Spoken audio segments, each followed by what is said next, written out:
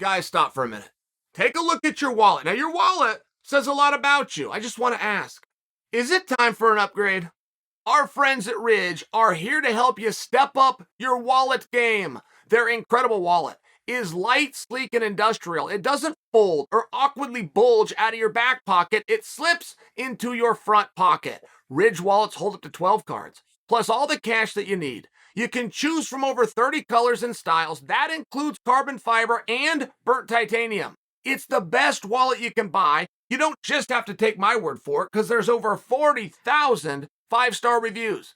I was skeptical at first, but once I tried it, I never went back to my old wallet, and I'm confident that you're going to love it too. But guess what? No pressure. Test it out for 45 days. If you don't love it, send it back. You get a full refund. If you decide to keep it, and I really think you will, it comes with a lifetime warranty. Go to ridge.com/Chael or just click on the link below. That's going to get you 10% off plus free worldwide shipping and returns. Full disclosure here. A moment ago, I just watched the match, right? We got a TV in this very next room. I'm sitting on I just watched the match. I pop in this chair and I come to you with my thoughts. But now we've had about 15, 20 minutes in between. I have a chance to call Ryan Parsons, get a second thought on this thing. I rewatched it 4 times. I came back to the chair. I've got to tell you guys, I'm at the same conclusion. It's really important that we do figure this out, though. And not only do we have to figure it out, we have to figure it out now. Look, we're not just up against the record books. We are not up against how New York is going to mark this. Is Rodriguez even eligible for submission of the night? This fight, allegedly, was a number 1 contenders match for Rodriguez. Now, we've seen that 100 times in our sport, where even if the result of Rodriguez got his hand raised, we don't honor the number 1 contendership because something else happened. Something happened where we've got to give his fellow opponent, which Rodriguez's opponent right now happens to be Josh Emmett. We've got to give Emmett the nod. We've seen these kinds of things. Hey, we saw this match. You know what the right thing to do is? We've got to rematch this. We see this all the time. And it has nothing to do with what happened in the fight. It has to do with the narrative after the fight. That's why I'm harping on this. That's why I went back and watched it 4 times. That's why I called Ryan Parsons. Hey, are you seeing what I'm seeing? If this is a submission, this is one of the great upsets in recent memory. For Yair Rodriguez to beat Ortega, okay, fine. For Yair to catch him and knock him out, yeah, that could have happened about 20 minutes in. A lot of us could close our eyes and see that. You can go to DraftKings right now and go look at the prop bet.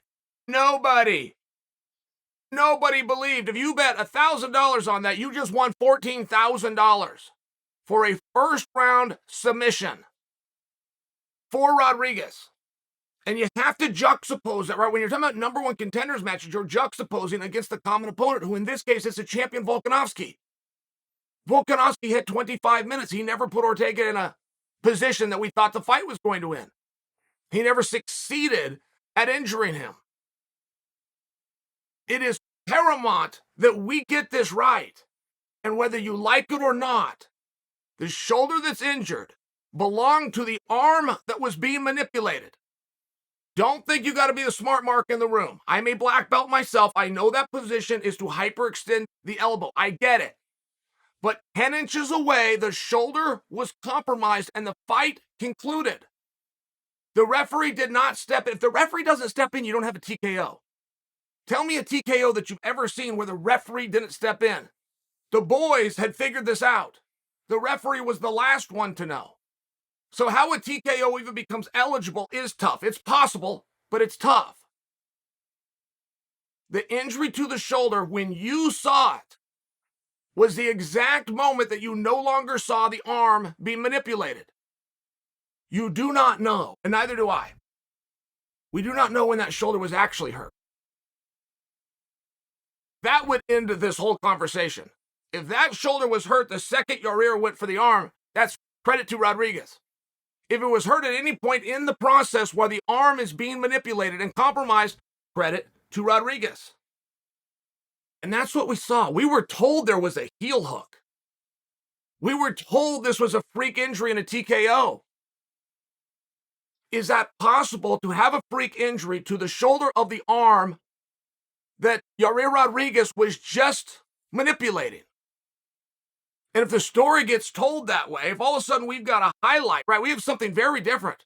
We cut off that same visual and we announce over the top of it a freak injury as into the night here on ABC. Or if we say, my God, Yair Rodriguez just did what no man could. He submitted Brian Ortega in the very first round.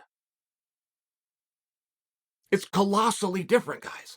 Do you remember the night? Be a great example for you, but do you remember the night? You go back far enough. Herb Dean was in all sorts of trouble. Oh, Herb Dean. World title fight. Tim Sylvia versus Frank Mir. Frank Mir has an armbar on Tim Sylvia. Tim never taps. Herb Dean stops the fight. A world championship, a main event in the heavyweight class was just decided. Herb's in big trouble. This isn't good. They play a replay. Herb's in trouble. This isn't good. They play a replay again from a different angle and they zoom in. The forearm of Tim Sylvia popped. The skin is the only thing that held these bone in. Now, Frank Mir was attacking this joint. I am a black belt in jiu-jitsu, as I just proclaimed for you. I know what I'm looking at, the same as you're going to tell me.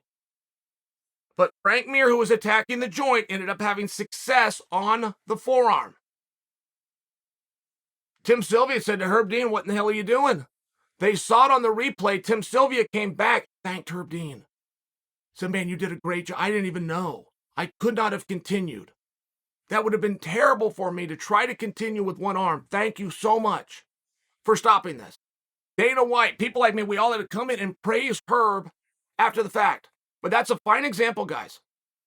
It's a very fine example because it ended in a submission. Herb saw where this popped, even though it was a different joint that Frank looked to be manipulating. And now we've got the same thing. We're just sliding 6 inches the other way. We're coming to the shoulder. I get that the shoulder going out isn't what Yair went for, but Frank wasn't looking to pop a forearm either. Do we see the difference here? And can we at least agree how big of a deal this is? I mean, if you submit Brian Ortega, my goodness, and you submit him in the very first round, that's the kind of thing where I want to see that armbar. I want to see what you're looking for. It didn't look like it was tight. It didn't look like it was very usual. It looked unusual. But at the same time, I did notice that Brian Ortega was not crowding down. He was not bringing his knee over. He wasn't bringing his arm through. He wasn't doing any techniques that you would learn to defend that kind of a position. And a great answer and a great reason why he wasn't is because he was in shock. He was in shock because his shoulder was hurt. That equals a submission. It's a colossal different headline, but the video is right in front of you. Don't listen to the announcers. Don't listen to that. Go and tell me what you saw.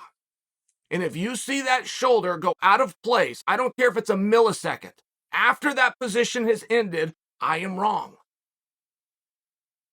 But I've watched it repeatedly. It is not a millisecond after. It is the exact moment. The moment he comes out of that position where his arm was being attacked and manipulated, he's injured. Yair Rodriguez just submitted. He just did the unthinkable. He deserves to be the #1 contender. Not a freak win. Not an accident happened. Not we're going to move on because we think this guy can draw bigger than Emmett. That's not what you saw here. From a competitive standpoint, Yair Rodriguez in the first round with one attempt submitted Brian Ortega.